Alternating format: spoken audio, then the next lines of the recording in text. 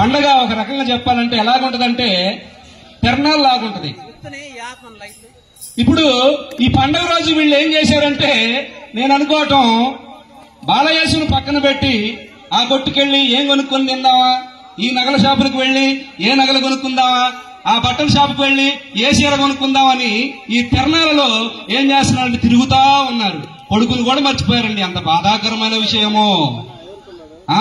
అసలు దేవాలయానికి వెళ్లేదే బాలయేసు యొక్క మొక్కుబడి తీర్చుకోవడానికి వెళ్తా ఉన్నారు. యేసయ్య కోసం వెళ్తా ఉన్నారు. ఆయన కోసం వెళ్తా అసలు ఆ పండుగలో ఆయనకే స్థానం లేదు. ఎంత బాధాకరమైన విషయం. ఆ పండుగలో బాలయేసుకు స్థానమే లేదు.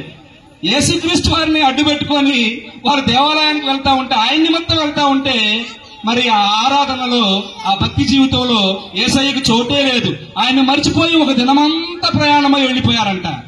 ఇంటికి వెళ్లి వెనక తిరిగి చూస్తే అరే కుమారుడు కనపడలేదే అని ఆ కుమారుడిని ఏం చేశారు, వెతకటానికి ఇక బంధువులలో నెలవైన వారిలో అడుగుతూ ఉన్నారు.